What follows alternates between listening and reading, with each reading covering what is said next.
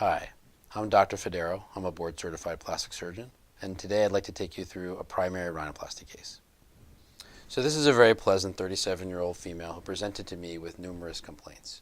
Her primary complaint was that the bridge of her nose was too full and that the tip of her nose was too boxy or ill-defined.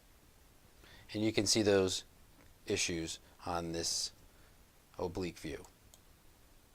And from the other side, you can see the fullness in her bridge, and you can see the lack of definition of the tip of the nose.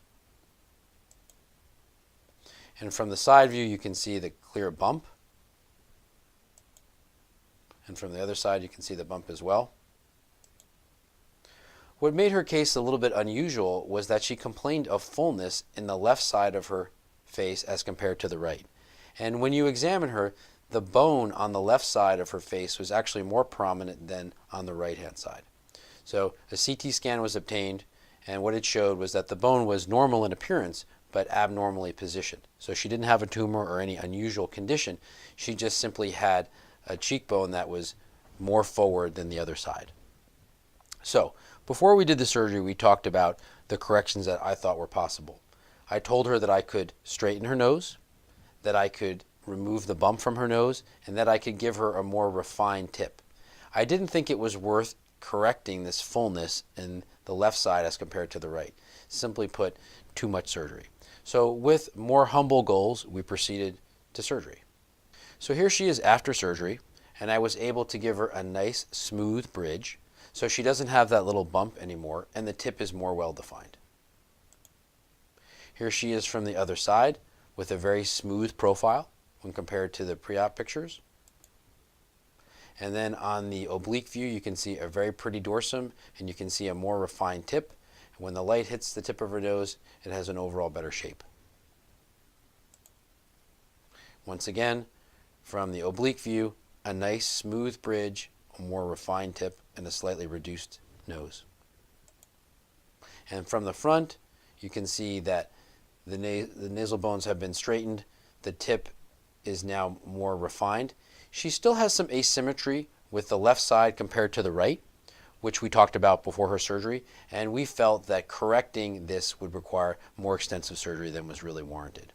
So she's happy with the result. She has better breathing, and she likes the way she looks. This is a representation of the surgery that I performed for this young woman. And in simple terms, tissue was removed and added simultaneously.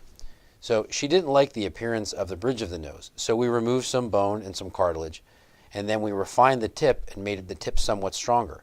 What happened after taking down the bridge and refining the tip was that we were actually left with a little depression. So in this case, I actually added a little bit of cartilage to this portion of her bridge to create a nice smooth transition. In years past, rhinoplasty surgeons would have removed this tissue, made some changes to the tip, but that would have given her an overly scooped appearance, and that's not what we're trying to achieve here. This is a representation of what was done to the bones. Now, we recognize that her left side was fuller than the right. So the compromise that we made was that I did more work to the bone on the left side than the right. So I tried to improve the overall symmetry of her face, and we did achieve that. We didn't correct all the asymmetry because that was beyond the scope of a rhinoplasty, but we were able to make enough positive change to make the nose prettier and to make her happy. She did have some airway obstruction, and to correct that, I removed some of the deviated portion of her septum. Often when the nose is excessively large, I can remove a small bit of tissue from the nostril, and that can make the nose smaller and more elegant as well.